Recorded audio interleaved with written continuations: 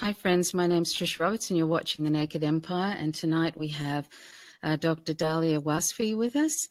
And I'll just share a bio of of Dahlia's, so you can get an idea about her. Dr. Dahlia Wasfi was born in the United States in 1971 to an American Jewish mother and an Iraqi Jewish father. After graduating from Swarthmore College with a BA in biology in 1993, she earned her medical degree from the University of Pennsylvania in 1997, but left medicine in 2002. Today, Dahlia works for social justice. Dahlia's made 2 trips to Iraq to visit her extended family since 2003 shock and awe invasion.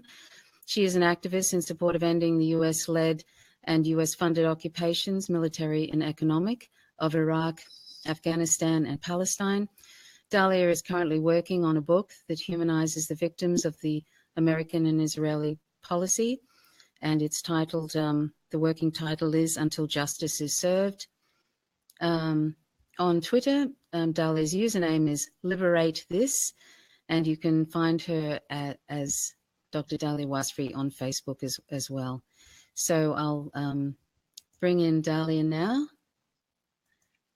Hi, Dahlia, how are you? Very well, thank you. Thank you so much for having me. Oh, am I there yet? Oh, you're a little, thank you for joining.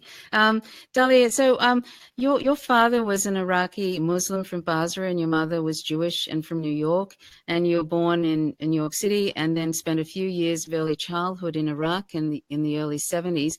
And you mentioned that the US activist and what we believe is a hero, Rachel Corrie, and what happened to Rachel Corrie was the start of your activism. Do you want to talk a little bit about that? Sure. Rachel Corrie? And you actually, okay, yes? I can hear you. Can you hear me? Can you hear me okay? Yes. It's, okay, perfect. It's a little bit, yes. It's a little bit jerky and stuff, but I don't know if that's actually coming across to people. Sometimes it can be like that, but okay, sorry. So please continue. Not at all. Thank you. So also in my bio, you mentioned that I left medicine in 2002, which is the short version of the story. It was a really messy departure from medicine, and a lot went wrong in my life at that time. And I left medicine, and I was hospitalized with major depression. And I was really looking for a purpose and a reason to continue. And so I was hospitalized in September of 2002. Actually, we just passed the 15th anniversary. I'm very happy to be with you here tonight in this forum. And I couldn't figure out what to do to keep myself going, and really I had no purpose. I didn't know what to do. And a few months later, in March 2003, I heard of the story of a young student from Washington State who had been killed in Gaza. And that woman was Rachel Corrie. And it struck me at that time that I was someone with a direct connection to the region, because all of my relatives on my father's side were still in Iraq. And I hadn't seen my family in almost 3 decades. Rachel was someone who only needed her humanity to be connected to the people of the region. And she had gone there and ended up losing her life, literally standing up for what she believed in. And in the short run, that courage inspired me to go see my family and take a trip to Iraq in 2004. And in the long run, I still follow her example. She set the bar very high to stand up for what I believe in, stand up for those who don't get to get their voices heard. So she was critical in giving me a purpose and a direction, and she'll be an important part of the book, certainly, and remains in my heart today.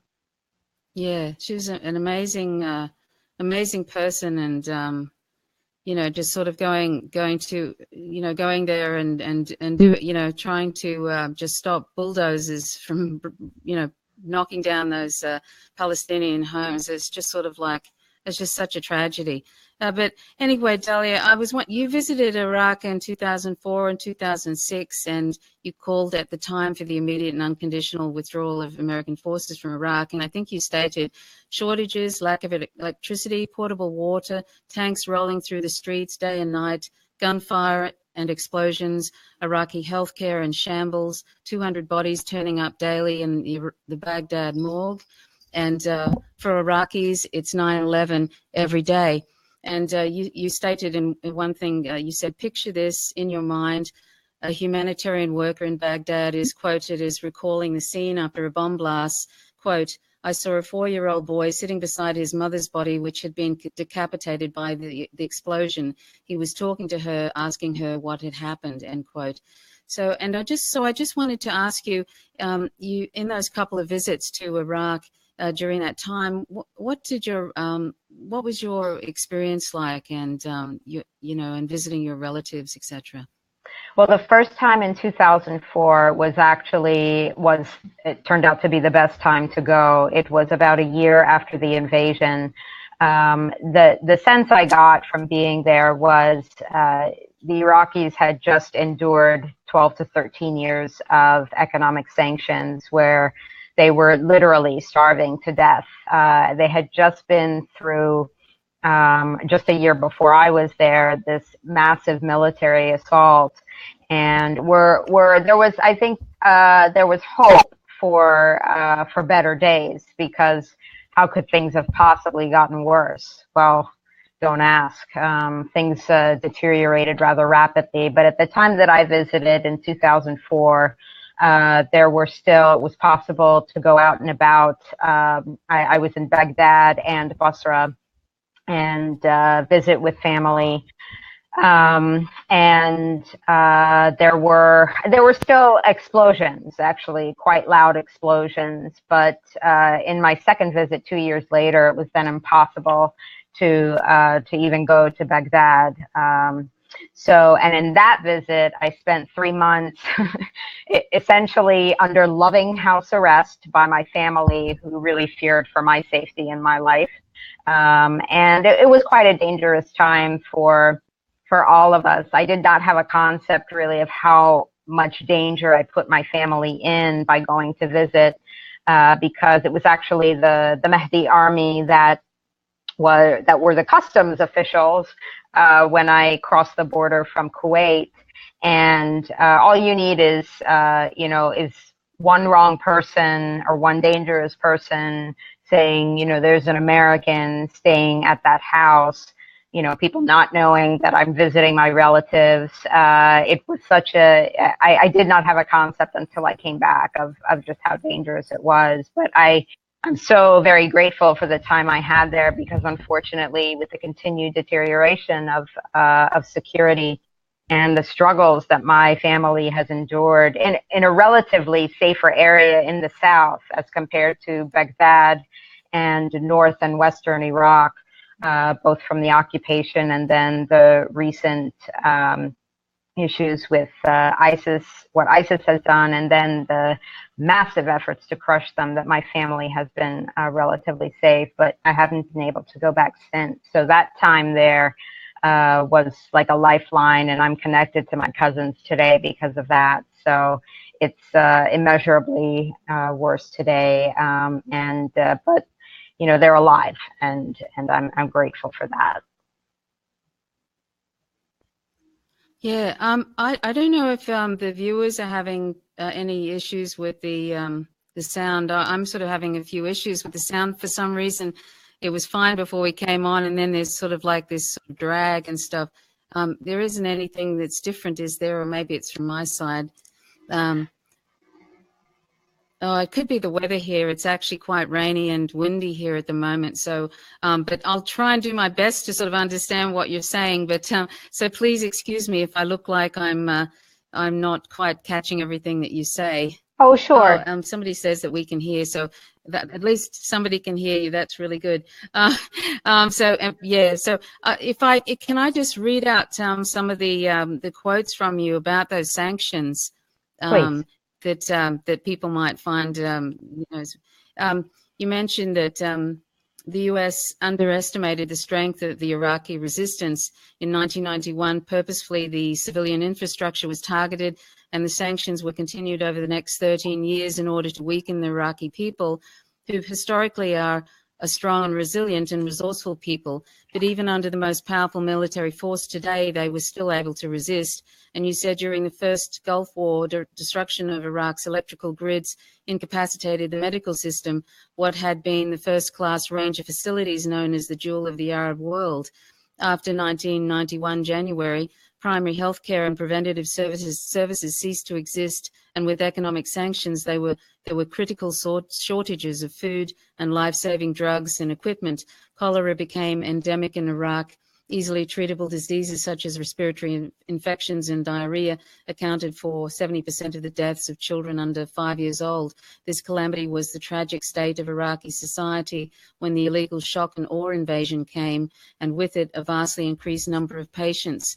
And then you mentioned how, and this is in 2006, so this is 11 years ago, due to the desperate conditions in Iraq of no security, high crime, and targeted assassinations, it was estimated that 18,000 of Iraq's 34,000 physicians had fled the country, 2,000 doctors and 164 nurses had been murdered, and another 250 kidnapped for high-priced ransoms, and 68% of Iraqis lacked access to safe drinking water, 81% are without proper sewerage.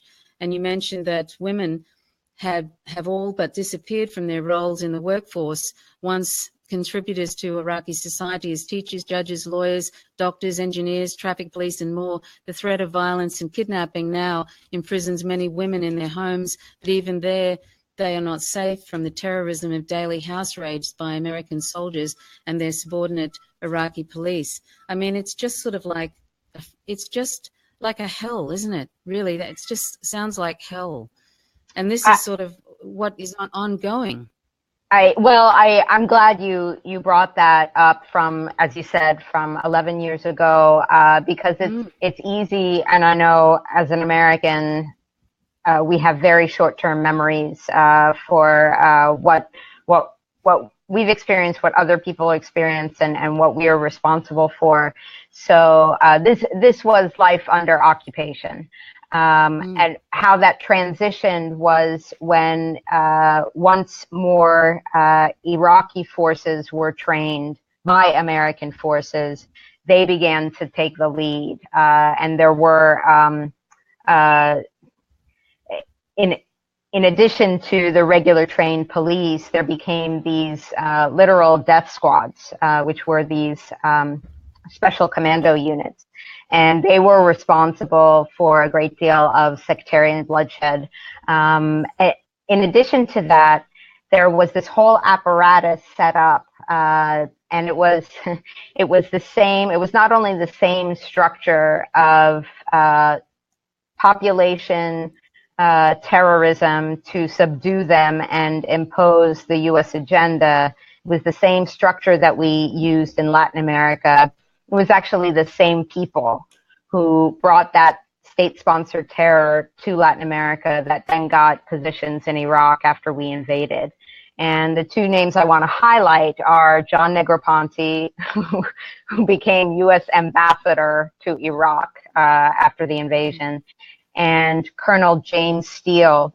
I think it was the BBC that did a very good feature several years back, but still available online, on Colonel James Steele and his role in establishing the Shia sectarian death squads in Iraq, because the resistance to the American-led occupation was growing very strong, and they were interfering with the U.S. control of the country, and more specifically the oil fields.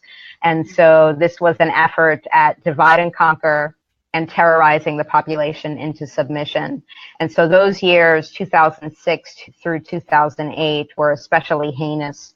And that's a piece that, for those who survived that and have had only more dangers to witness and experience, and more suffering to go through, this is You definitely hear my pride and respect for my late father in that intro, in what you just read, and how I talk about how brave and resilient the Iraqis are, which they absolutely are. But it's those people who have endured over years and years, the Palestinians, the people of Congo, the people of Latin America who continue as the U.S. Threatens Venezuela once again. I mean, this constant subjugation. I'm overlooking the indigenous of the Americas and African Americans and their tragic and difficult history in the United States of America, and we're now in looks like another wave of active white supremacy and more dangerous white supremacy. It's been there all along, but we're in another heightened episode. All this endurance and survival and resistance. I'll borrow a phrase from a group that supports Palestine, that merely existence is resistance. And they continue to live their lives, which is just the most remarkable thing, because I'm pretty sure I could not endure what they have endured. I know. It's amazing, isn't it? Absolutely. Yeah, it really is amazing. We'll talk about that white supremacy issue a little bit later, but I was just wanting to talk, it would be good to talk about the depleted uranium and what almost looks like an intentional genocide. And an Iraqi war veteran, Mark Howard, said that there's no reason for the US to be using depleted uranium except that it's free, and they could use tungsten instead. He said that they don't even need to use it. It's supposed to be heavier than lead and pierces tank armor, but there are no really tanks to be firing at, so they don't need to be using it at all. And he said this will be the Agent Orange of this war, and that the US military, he believes, are using Iraq as a dumping ground to get rid of their nuclear waste. And depleted uranium is a radioactive byproduct from the industrial processes of enriching uranium, and the Pentagon likes to pretend that there's no problem with it, but obviously there is, and it causes lung cancer, kidney damage, various bone cancers and skin cancers, as well as birth defects and chemical poisoning. And the particles are soluble in water, and they maintain radioactivity for billions of years, and they can concentrate in the food chain. So if you could just speak about, and they used it in the invasion in 1991 in Iraq too, the depleted uranium. So can you speak a bit about the radioactive dust from uranium depleted bombs and the effects on the children? And that'd be great. Sure. And I want to thank there's so many people here. So thank you so much for being here. The depleted uranium, I'm glad you brought up this issue too, because it, in my own consciousness, has fallen by the wayside a little bit. But as you said, it was first used by the U.S. military in 1991. It was used again in the bombing of Kosovo in 1999. Used again in the invasion and occupation of Afghanistan in 2001, and the invasion and occupation of Iraq in 2003. It has since been used in Syria. I believe, I don't know that I have a specific reference, but I'd be willing to bet it's been used in Libya as well. That the Israelis may be using it in Palestine, although that's, they're all in very close proximity. We kind of see it as dumping our radioactive trash on the other side of the planet that we all share. But what happens with depleted uranium is if you're holding it in your hand, if you're holding a piece of it in your hand, your skin will protect you from the radioactivity. It's not like gamma rays as was exposed to the Incredible Hulk in 1970s television, but and that can really do tremendous radioactive genetic damage. But what happens when it is put on the tip of a missile and it impacts on an object, it bursts into flames and aerosolizes. So if you think about spraying an aerosol, the particles just go out into the atmosphere, into the air. They can deposit in the ground or sand and into the water supply, and you can breathe them in They can be just very microscopic particles, very tiny particles. You breathe them in, drink them in, eat them in your food. The animals, agricultural animals are exposed to them. And once they're ingested into the body, they can deposit, and there they can cause cancers and other medical issues. So the most likely etiology, though the studies have not been done adequately, but the most likely etiology of Gulf War syndrome is depleted uranium. And there are numerous veterans have, in the thousands, have been complaining of, presented to the VA system with various complaints. But the government has an interest in not doing further studies, because if these are all service-related illnesses, then they would have to pay out for further care. But that's a separate issue. On the civilian side, this is tons of aerosolized uranium particles that I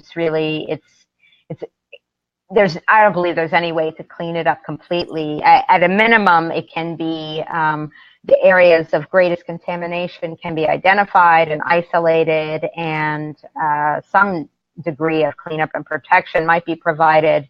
But that was not done in Iraq or Afghanistan or Yugoslavia.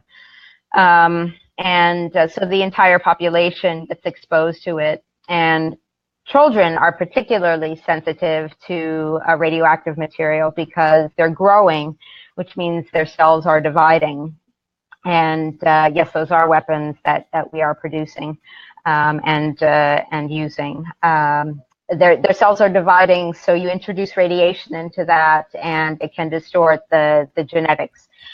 So after the first Gulf War, there was a 600% increase in Iraq's infant mortality rate, and a 300% increase in the incidence of pediatric leukemias and lymphomas. And this was most likely related to depleted uranium. There were several doctors in Basra who did extensive studies and tried to document and report what was going on. But because of the sanctions that were economic, but also intellectual sanctions, Iraq was blocked from the rest of the world, and it was very difficult to get their information out. So it was a real tragedy for Iraqi mothers, Iraqi fathers, for those children. And the sanctions also denied a lot of medications from entering the country, though they were not supposed to block food and medicine.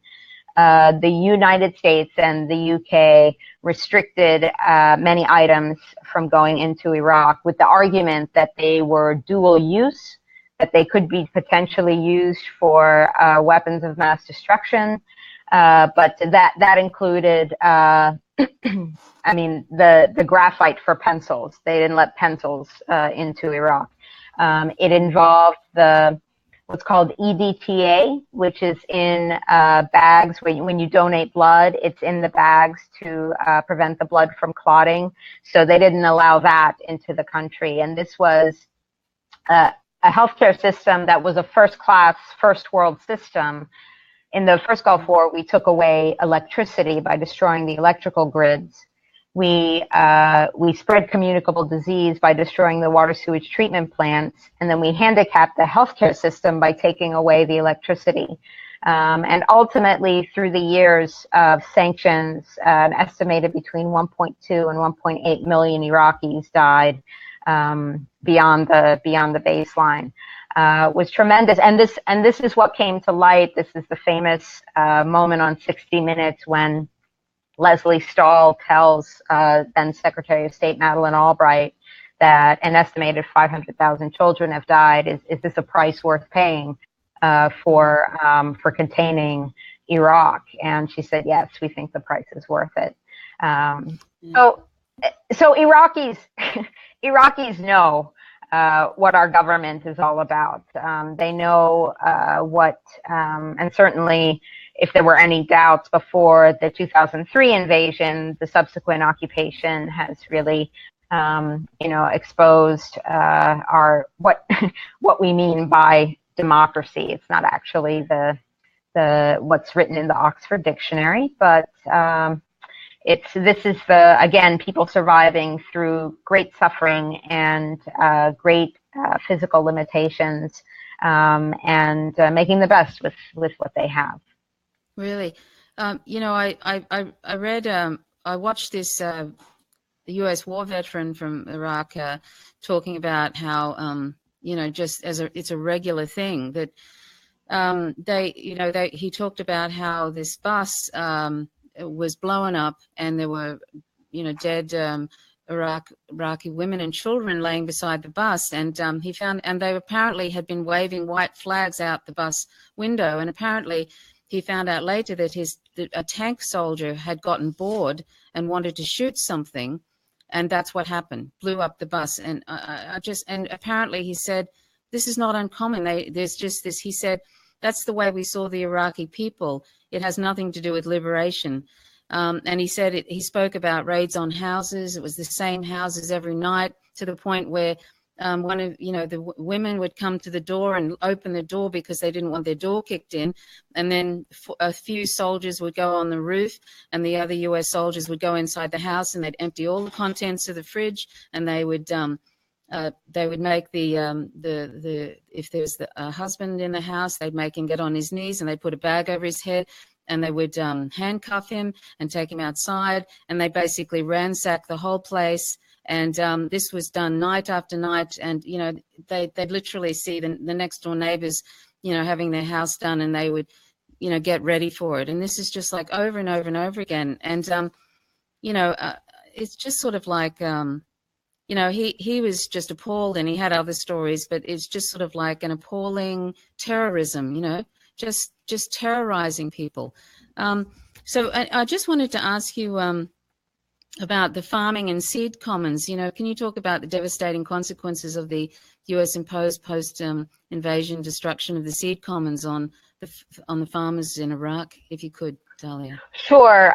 Before I talk about the seeds, I do want to acknowledge there are still, to this day, well, probably more than I'm familiar with, but I do am aware of a handful of veterans who continue to advocate for justice, who continue to speak out. And I hope to never know what I would do in that position. But this is the atrocity. Like, war is one. It's the sum of all the atrocities. It is one continuous atrocity. And this is the truth that the recruiters hold back from the cannon fodder whom they're trying to bring into the military. The U.S. military, we're probably not the only ones, but they do try to recruit children because the younger people won't question as much as those who have experienced more of life. But it's a big sell to young people to join the military, and then I think it ends up being a very not just a rude awakening, but for many, a horrific awakening.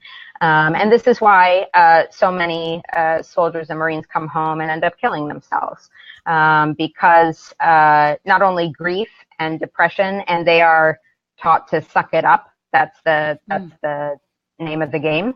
But also guilt that they carry with them for what they have participated in. So it's not,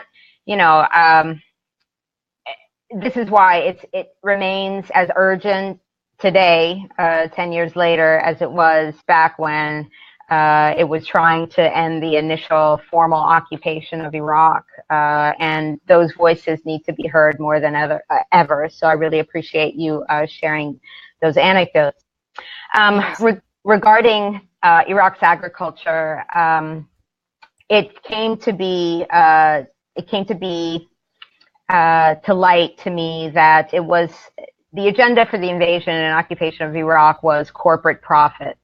And it was across the board, not only for the oil and gas companies, and not only for the weapons manufacturers, and not only for security contractors like the group formerly known as Blackwater, and And yes, I see a lot of people mentioning poverty draft. I forgot that. Thank you for bringing that up. It was also, from the agricultural perspective, there was an aim to take over Iraq's agriculture. And something I highlighted in a talk that's back in 2008 that then got a lot of play last year was this concept of one of Paul Bremer's initial orders, his first 100 orders that were intended to guide the functioning of Iraqi society from that day on. And Order 81 I highlighted in this video talk that I gave, that was intended for the patenting of seeds and the patenting of the biotechnology. And one of the main corporations that we've seen involved in such an approach is Monsanto. And there are others indeed, but thank you, Monsanto and other seed companies. Cargill has been involved, and then I think Dow Chemical has been involved as well.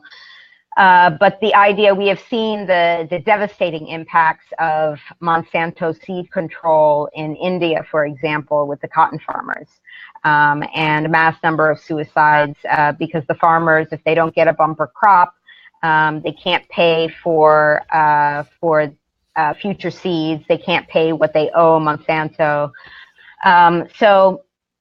And the same thing was planned. It appeared that it was planned for Iraq, but the latest information I have was that Iraqis who had worked in the Ministry of Agriculture prior to the invasion and occupation succeeded in blocking the implementation of Order 81.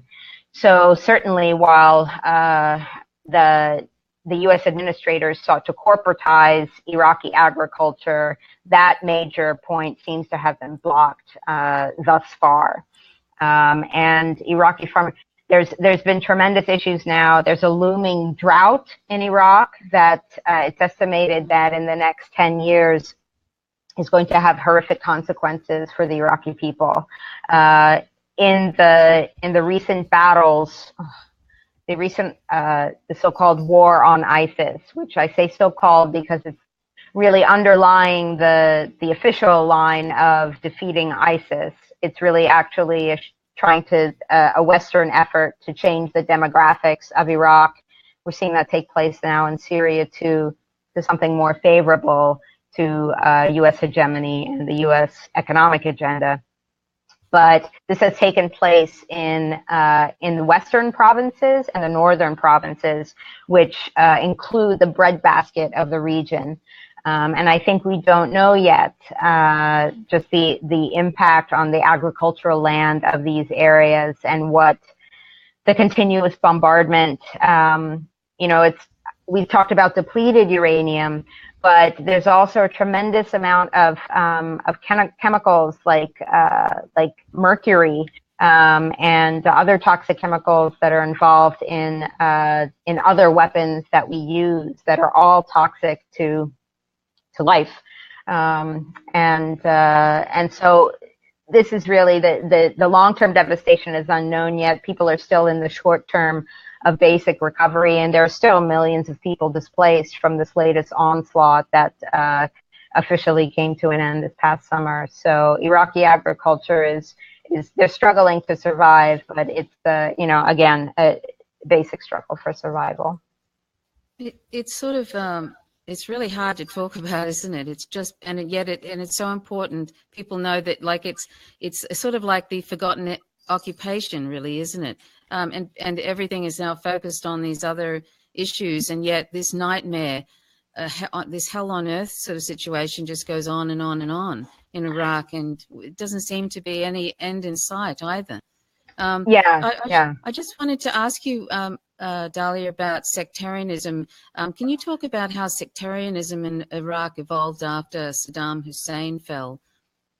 Sure, and I touched on this a little bit briefly, talking about the sectarian death squads. I'll refer back to them again. But I also want to clarify that some people argue that, well, sectarianism was present in Iraq under Saddam Hussein, that he persecuted the Shia community in southern Iraq, and he also persecuted the Kurdish people that are predominantly located in the northern part of the country, which happens to be there. The Kurds are mostly Sunni Muslims, but anyway, never mind. That's it. That tends to be singled out. But I also want to make home the point, because this is, of course, absolutely true, that those populations have been repressed. But if you were an Iraqi living under the Ba'athist regime, you lived under political repression. And if you supported the regime and you acted favorably to the regime, you got promoted, and you could get a high-ranking place in the regime. Many of if people remember as far back there was a deck of cards put out by the Americans. I don't know if it was the military or the administrators that put out this deck of cards of Iraqi people that we wanted to capture, high-ranking members of the Iraqi government that we wanted to capture, and it was a deck of 55. And the majority just happened to be of the Shia community of Islam. So a lot of people of the Shia community served in the Iraqi military and became high-ranking officers. At the same time, Tariq Aziz was the highest-ranking Christian. He was the deputy foreign minister. So he achieved a high level in the regime. But if you went against the regime, it didn't matter if you were Saddam Hussein's son-in-law. You were going to be jailed, tortured, or executed.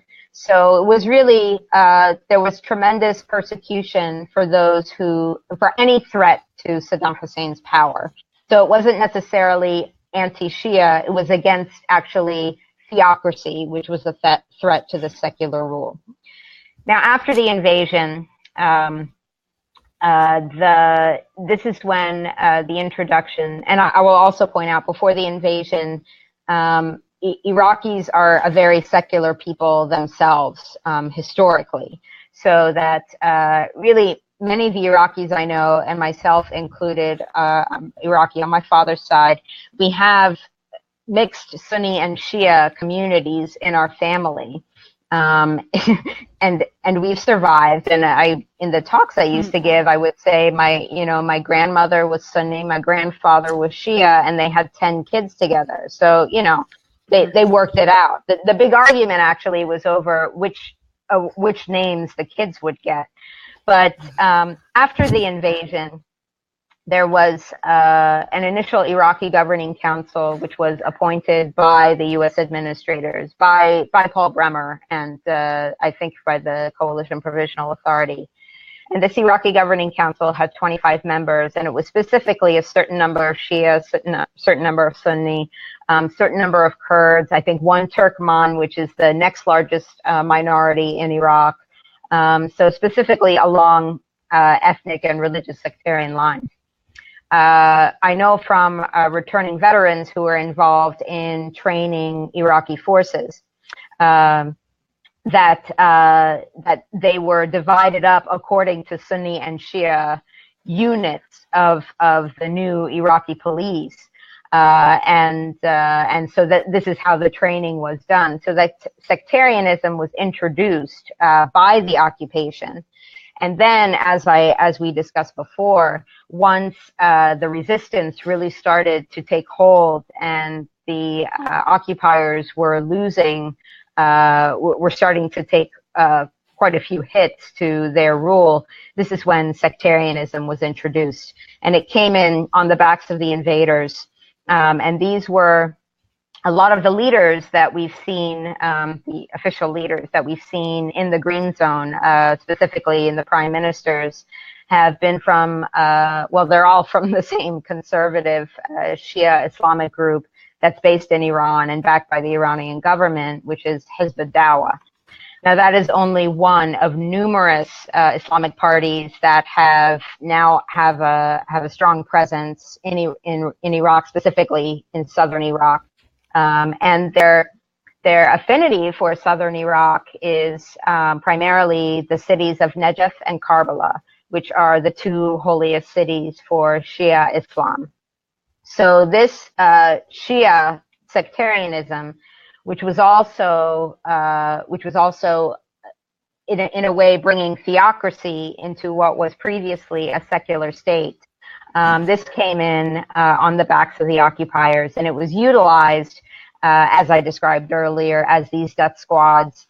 And that's where John Negroponte and Colonel James Steele were involved in orchestrating and training and arming these death squads. They were also most likely involved in allowing them into certain areas. And there was I share this article a lot from 2010 from The Guardian. It was part of their WikiLeaks Iraq war logs about how the U.S. soldiers were part of the Wolf Brigade police death squad operations against Sunnis in Baghdad.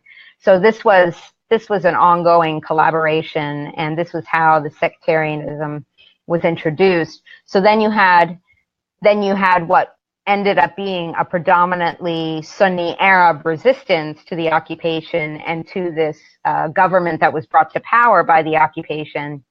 And then you have this tremendous bloodletting that had not been seen in modern day Iraq prior to the invasion. And this is now what has gripped the entire region now, and has become, unfortunately, a reality that was introduced by Western imperialism. Yeah. If we could just talk about now Islamophobia, Dahlia, and I'll just share a quote or sort of partial quote from Professor Deepa Kumar, who's written a book about Islamophobia. And she said, it's an ideology that is tied to a set of practices that sustain and reproduce empire. And she said the root causes of Islamophobia is empire, national security state, the neoliberal order in which we live in, and the class power which sustains it. And she talked a bit about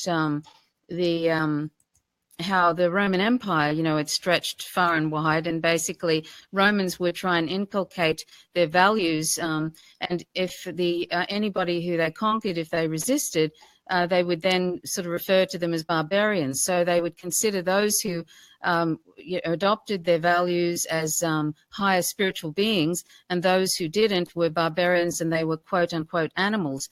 And then they would kill these quote unquote barbarians in awful ways, putting them in arenas and lions, killing them, etc. And sort of, she saw quite similar types of things that U.S. empire does in a way when countries don't buckle under and submit to them, etc. If you would like to talk a bit about Islamophobia and what you feel about that. Sure, and that's brilliant. What was that quote that you just gave? What came to mind for me in the terms of labeling barbarians is that unfortunately this is nothing new for the settlers in North America that founded this country. That actually, I'm embarrassed that I only learned in the past few years that the Declaration of Independence has the phrase "merciless Indian savages" in it. So that's the reference to the indigenous of this land. And this almost 300 years later, we're seeing the same attitude towards the population that was a victim of genocide of the settlers. And through the years, there have been different targets that certainly have resulted not only in the American empire, but in other empires, the targeting of minorities, and certainly to demonize and control. Actually, I think one of the people watching mentioned something about control before. It's totally controlling the mentality of the population by targeting a minority within the population. It just happens to be that the current target is Muslims. One of the major current targets is Islam and Muslims, and this has been really. It came to. By my estimation, it really was brought to a high point after the events of September 11th, 2001, which we still don't have a proper explanation for. I support the efforts of architects and engineers for 9/11 Truth, who are demanding a real investigation into the events of that day, because the government's explanation defies the natural laws. But check out AE 9/11 Truth for more. That's an understatement. So it certainly, then it became the public enemy number one. Of course, Arabs and Muslims have been conflated for many, many years and demonized, and especially in Hollywood, television and movies. And that has also coincided with the emergence of the State of Israel. And the effort to depict Arabs and Muslims, in particular Palestinian Arabs, and to demonize them as terrorists, to garner support for Israeli apartheid and Israeli occupation. But then more recently in the U.S. Had come to a height after 9/11, 2001, and then really stepped up with the it was utilized to garner support for the invasion of Afghanistan and the invasion of Iraq and continued occupations. And I would say, of course, in the efforts to demonize the first African-American president of this country, he was denigrated as being a Muslim. And Barack Obama tried really, really hard to say, no, I'm Christian. But he targeted. As if it should matter. Exactly. I mean, amazing. Yeah. And he made, he's a very good orator. He made a lot of very nice speeches, but the man is responsible for policies that killed thousands upon thousands of innocent people in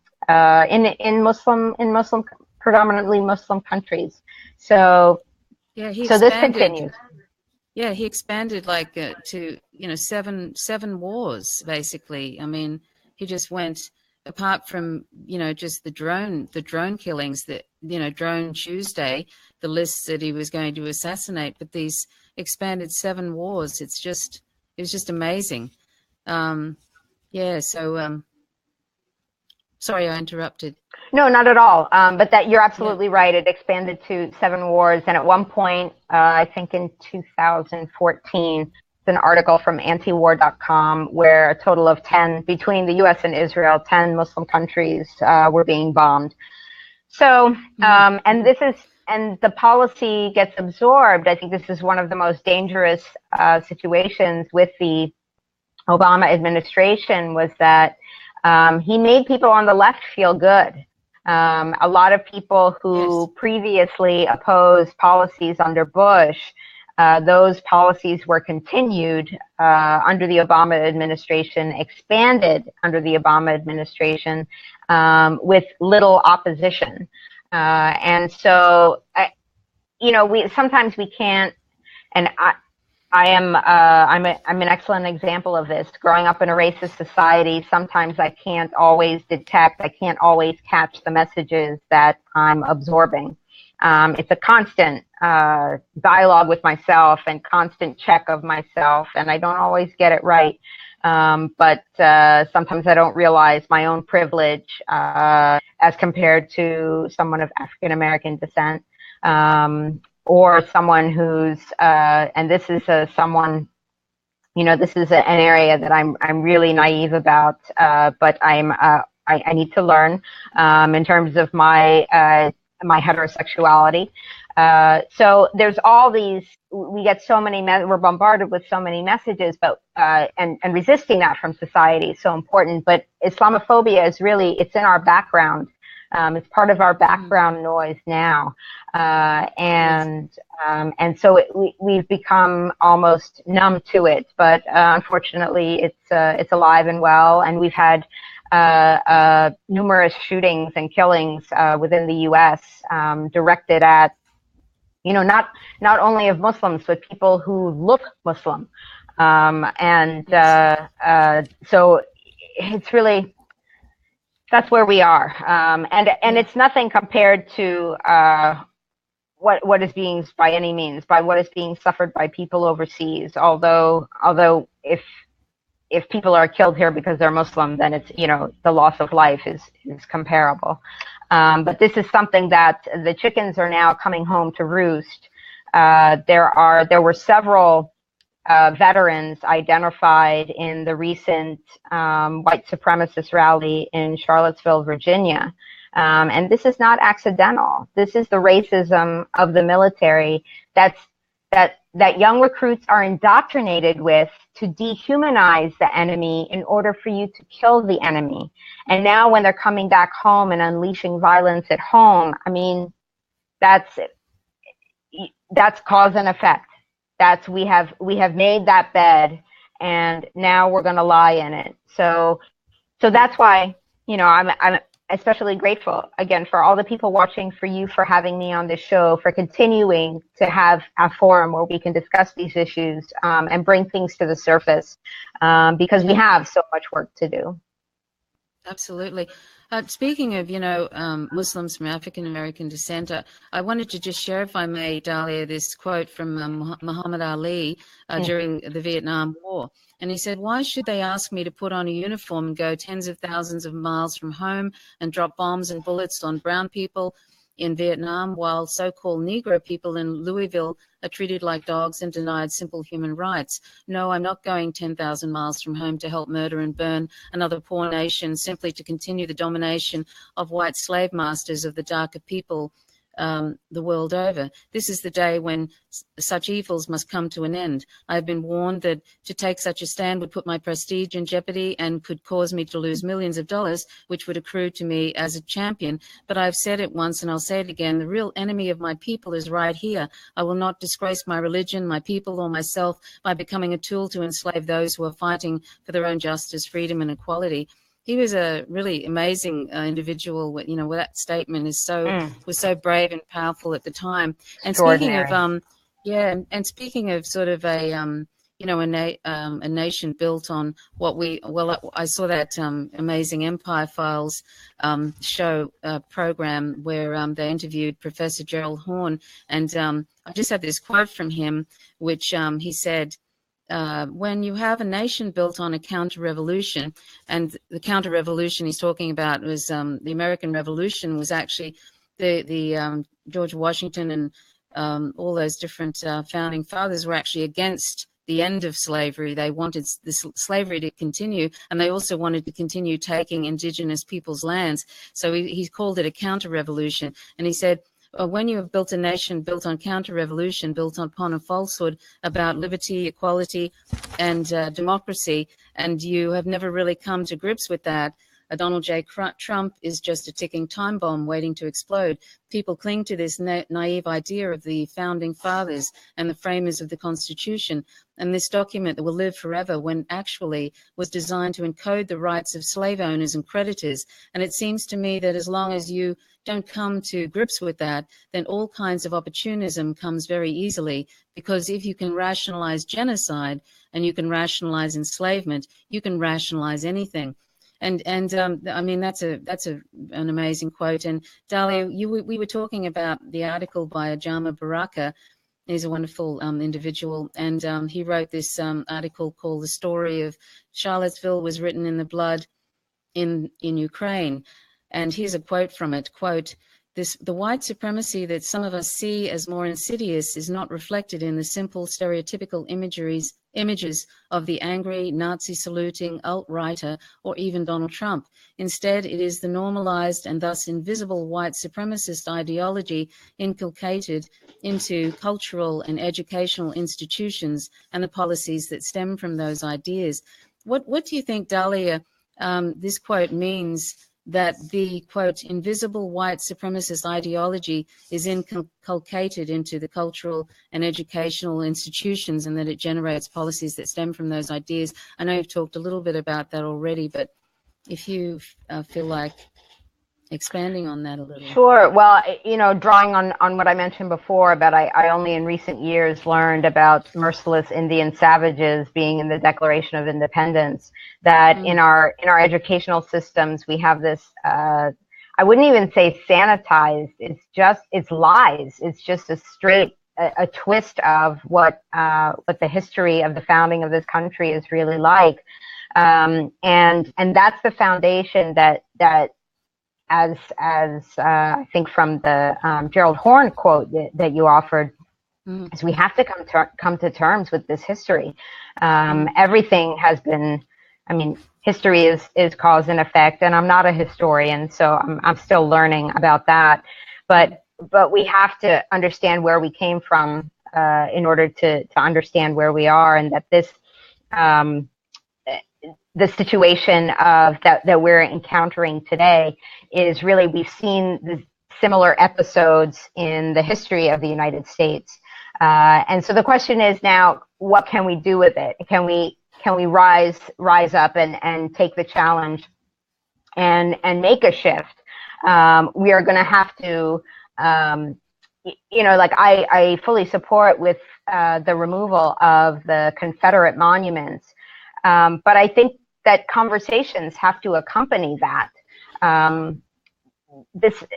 The people who I've heard, I'm not saying it's correct, but some of the people interviewed who, for example, the removal of the Robert E. Lee statue, which was in Charlottesville, Virginia, I think, they were saying that, well, this is the same thing as ISIS. Removing statues and removing all things. Now, I don't agree with that comparison, but that's what this person is feeling. So we have to, at some point, we have to say, like, okay, well, this is where you're coming from, and this is where I'm coming from. So where can we look at where each of those ideas came from? So ultimately, they're symbols of racism. Not of, they call it Southern pride, but, like how it impacts other people. This has to be addressed. So we can't do the quick fix. We have to there has to be groundwork done, and that takes time.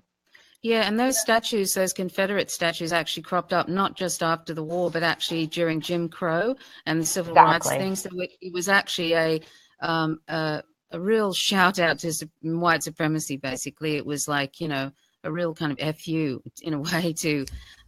So, and somebody was mentioning Jefferson in the comment section. Jefferson had a lot of slaves, and so did, there was somebody else who had a lot of slaves, but and George Washington actually was he was a real estate person too, and he was actually very much against the slowing down which England wanted to do. England actually wanted to end the slave trade and wanted to end the taking of indigenous people's lands, and that's where the counter-revolution happened.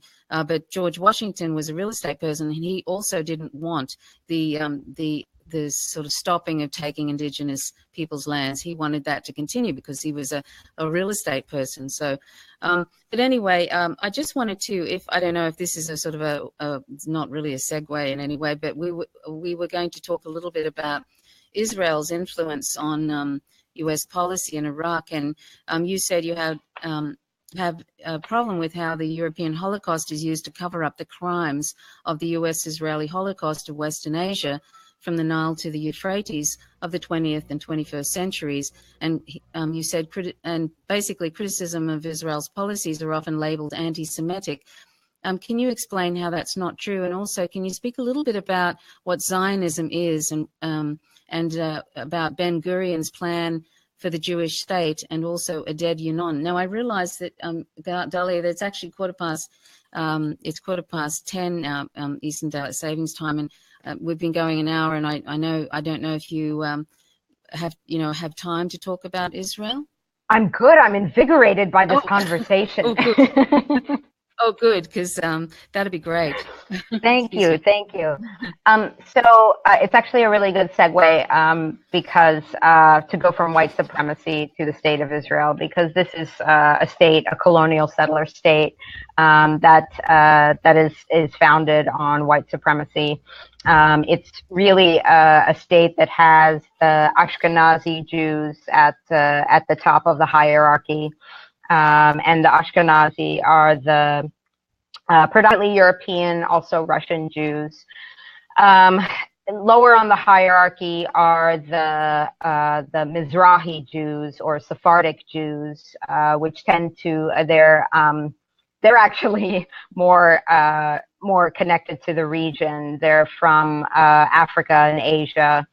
And then come, well, the order now is debatable, but then come the Ethiopian Jews or African Jews who are really discriminated against as Africans in the state of Israel. And then come the Palestinians. The Palestinians are on the bottom. And in particular, those who are suffering under occupation. So it is, despite the efforts, I've seen a lot of articles because one of the more well-known white supremacists said, he said, like, oh, like, we're the same as you. He said to the Israeli TV anchor, he's like, oh, we're the same of you with our settler state, except we're white Zionists. Which is kind of funny because many of the Zionists are of European descent. But Zionism is a political movement, and it started long before the European Holocaust of the 1940s. But it was born out of the victimization of Jewish population, Russian pogroms, and anti-Semitism in Europe that came at the late 19th century. But the movement was the concept of establishing a national homeland for Jews. But from its inception, by definition, it was a state of exclusion. It was a state for as the movement and the plan evolved, it became a state of for Jewish purity. And once you start talking about purity, and then it's gonna eventually require displacement or ethnic cleansing. So that's the Zionist movement. And there were more moderate Zionists. There were debates within the Zionist community in the early part of the 20th century, but ultimately the extremists won out. And there were several locations considered for a possible Jewish state, all of which would have required the displacement of an indigenous population. But the Zionist leaders decided on Palestine. We're told because of the biblical connection, which is a nice narrative, but the missing piece to that, which has been stated by those same Zionist leaders, is that this is really Palestine. Is that, they say in real estate, it's location, location, location, and Palestine is located at the connection between three continents. Very, very important geographically, politically, strategically, and this is where they wanted to establish their state, and it required displacement of the indigenous population. And I've gotten a lot of information from Israeli scholar Ian Poppy's book, The Ethnic Cleansing of Palestine. So ultimately, the plan was established to create transfer committees to ethnically cleanse the indigenous Palestinians from the land they had lived on for centuries. And of course, Palestinians connect their roots back to the Canaanites of thousands of years ago. So this was what Zionism was, to create an ethnically pure state. Now, anti-Semitism, it exists. It exists today. But the irony is, and I will borrow a line from British hip hop artist Low Key, who says that there's nothing more anti-Semitic than Zionism. Because a Semite is someone, if you look up the definition, and I encourage everyone to do so, a Semite is someone who comes from the Mediterranean region and speaks one of those native Mediterranean languages, such as Hebrew, Arabic, Aramaic, and I think there's a couple more listed there. Now, my father, may he rest in peace, is an Arab, and he comes from the region, from Iraq, the historical Mesopotamia, and he speaks Arabic. So boom, that fits the definition of a Semite. My grandparents on my mom's side, may they rest in peace, they are the people who would typically come to mind by the use of Semitism or Semites and anti-Semitism in the U.S. Because they were European Jews who fled their homeland of Austria after Hitler's Anschluss. But I'm currently in the process of rethinking referring to them as Semites, and it's my own mental, emotional, whatever attachment to it, or because for years I introduced that was an introductory joke for my talks, and so I'm not ready to let go of it yet. But looking at the definition, my grandparents were very proud to be from Vienna, Austria, so they were not from the Mediterranean region. My grandparents spoke the Viennese dialect of German. They did not speak Hebrew or Aramaic or Arabic, so I'm having trouble fitting that into the definition. So, but Zionism, whose foundation is to establish a state of purity, of religious purity, wants to displace the ethnic indigenous who are Arabs and speak Arabic. So this is what we have, and this is why actually it fits to say that Zionism is anti-Semitism.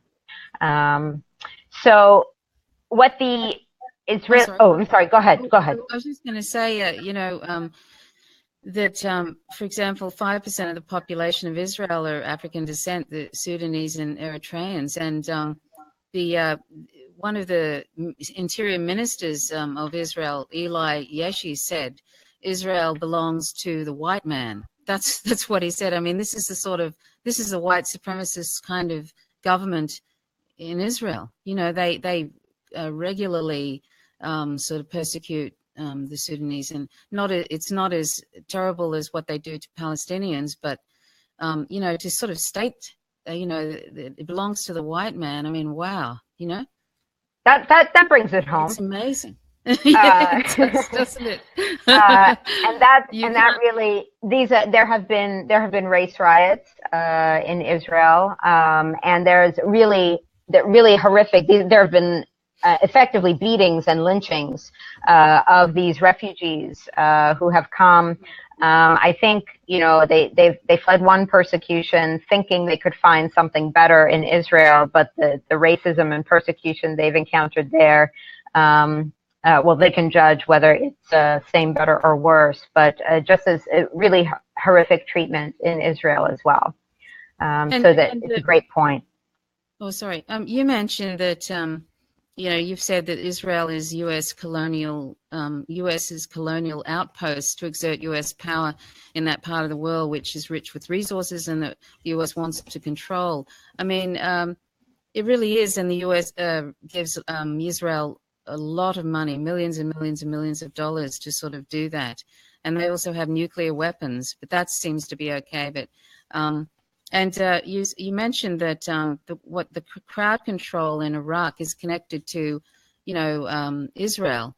It's also connected to the U.S. How the more militarized police, I think some of them train in Israel, and in crowd control.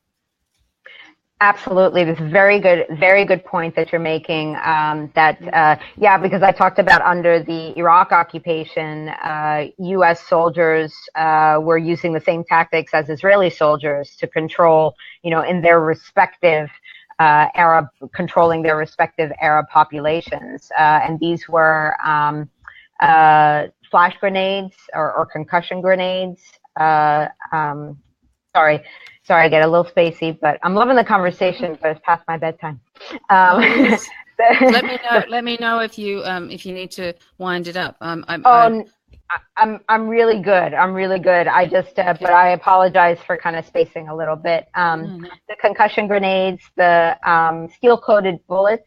The rubber-coated steel bullets, and then of course live ammunition. I didn't know, Dahlia. Yeah, I didn't know that rubber bullets. I actually thought they were really hard rubber bullets. I did not know that they were rubber coated steel. I mean, how ridiculous! As if that would not be and is. It's a, kind of a fatal thing if you get shot in the head or whatever, and people have died. It's a ridiculous thing to think that that's some sort of crowd control when it's really lethal. Absolutely. Often. Absolutely. I mean, there are actually, you use the term lethal, and I believe there are actually definitions that someone smarter than me would know about lethal versus non-lethal, but those were the initial crowd control tactics that were used by U.S. soldiers in Iraq, same thing that the Israelis use. But this is such a good point that you make about American police forces are going to Israel, have special trips to Israel to train with them. So it goes hand in hand with the increased armaments, the military grade hardware, and literally tanks and vehicles that are being passed on to U.S. police forces. So it's a real militarization of crowd control here at home, and I don't think that's that's an accident either. So that was something really beautiful that came out of the horrors of the militant presence in Ferguson when there was an uprising after the murder of Michael Brown by, I think his name was Darrell Wilson, the police officer. And the National Guard was called out. But this was, there was connection between, on social media, between Palestinians in occupied Palestine and the people of Ferguson, telling them how to deal with tear gas, what the best techniques were for dealing with that kind of military occupation. It was beautiful solidarity, and those connections are continuing. Since we mentioned the Israeli police connection, I also want to give a shout out to the solidarity between African American leaders in the U.S. And the Palestinian struggle and the Black Palestinian solidarity.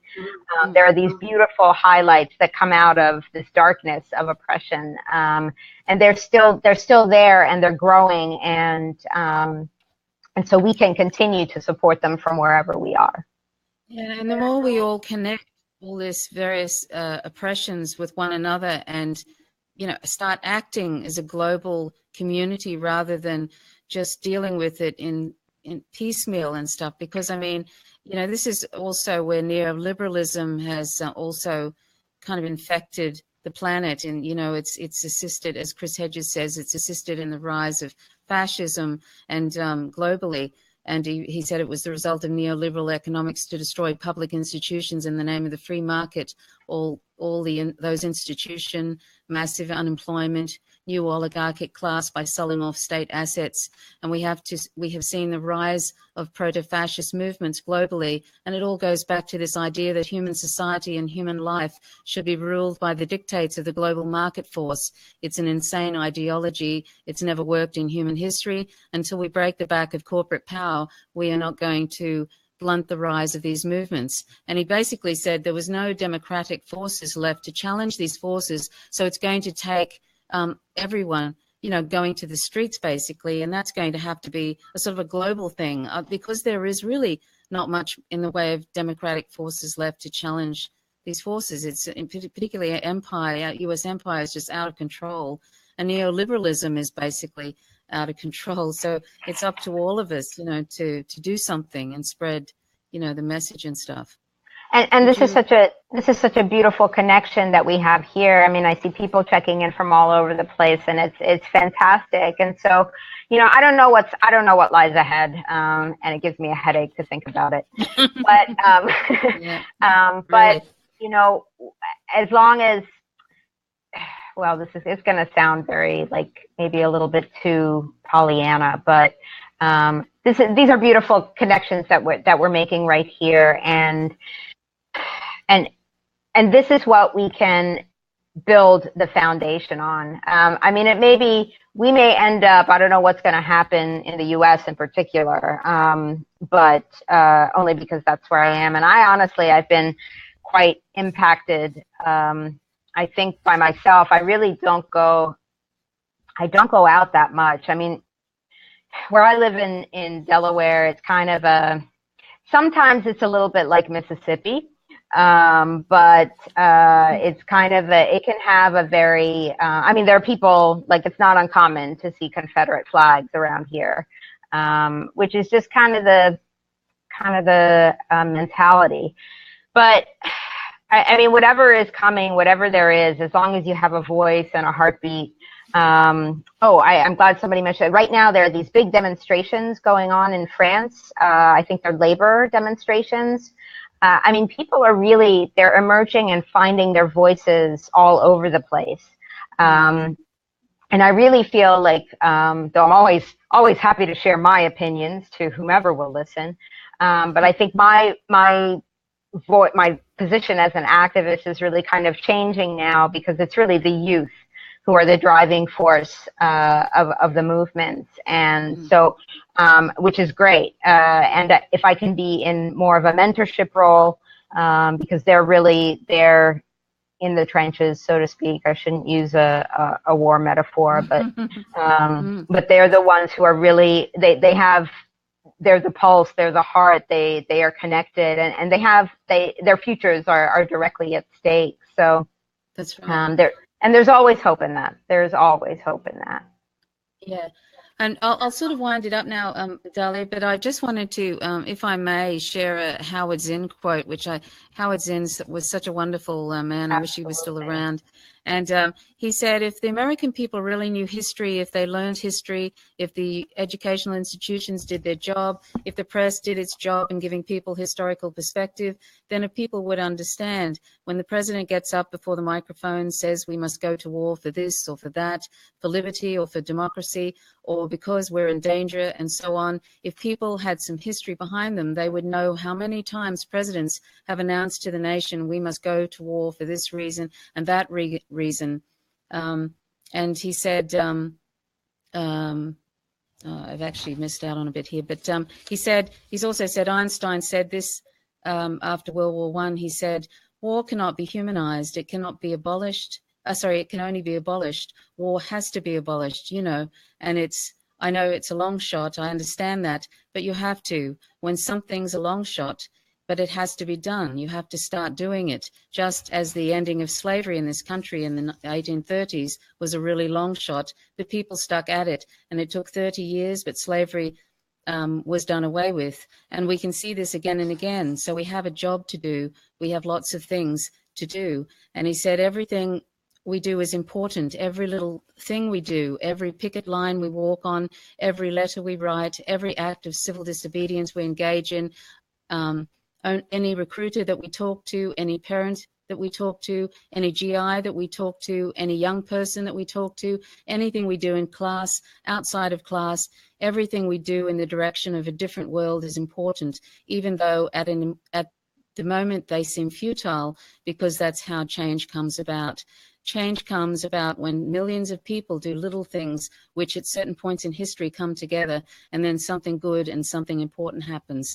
That's a great quote from Howard Zinn. I wish I felt as optimistic as that, but I try to keep that optimism going. But anyway, that's sort of I don't know if you have anything else you'd like to say, Dahlia. No, that was so beautiful, and so that's a perfect way to close. Thank you so much. I wish that I could see. My screen is frozen, and I've had you in this one pose. Luckily, it's not it's quite a nice pose, but unfortunately, I can't really see. Yeah, but it's been really great to talk to you, and I'm so glad that we finally got to speak, because I've been an admirer of your seeing all these various speeches that you've made. They're just so wonderful. And when you were talking about Rachel Corrie at that event, and it was 5 years after she was killed by that Israeli bulldozer, and the tears in your eyes, and you obviously are very compassionate, heartfelt, and have a very strong sense of justice, and that's so important today. That's what we need, people, to sort of this anti-war movement, and thinking about, the being anti-racist, and knowing that that's not just about domestic situations. That is what we're doing it has to spread. You know, the entire world has to sort of care about what's being done to brown people in other countries, and anti-racism isn't just what's happening in our own, you know, country or whatever. But I'm so, you know, grateful for, you know, what you do. And also I'm looking forward to that book that's coming out. That'll be great, Until Justice is Served. I hope, if that's the working title at the moment. So I want to thank you so much for joining me, Dahlia. Oh, this was a tremendous opportunity for me. Mm-hmm. Thank you for that's such a well-researched interview. It was wonderful, and huge thanks to everybody who joined us. Yes. I'm super grateful and at a loss for words because it's late for me. So, but I'm no longer eloquent after 10 p.m. So please forgive me. Well, thanks so much. And I put your website up too, Dahlia, liberatethis.com. Oh, thank you. Actually, that website. Oh, I'm a horrible, neglectful website parent. That hasn't been updated in a really long time. But you can follow me, as you said, on Twitter. I'm at liberatethis, and you can find me. I have 2 pages on Facebook, Dahlia Wasfi and Dr. Dahlia Wasfi.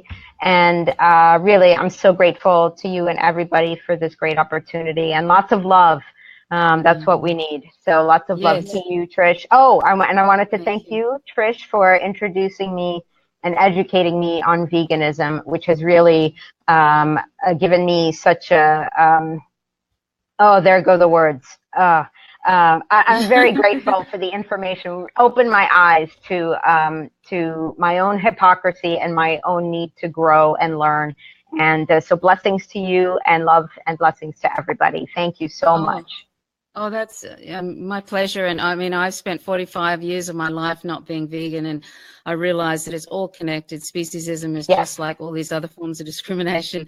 And I've just put my podcast for people who are interested in becoming vegan. Please check that out. It's a really good podcast, a comprehensive vegan podcast for those interested in becoming vegan. So you can check that out. But thanks again, Dahlia, and I'll wind it up here. So have a lovely evening, the rest of the evening. And thanks, everybody, for joining. My name's Trish Roberts, and this is The Naked Empire. Till next time, bye for now.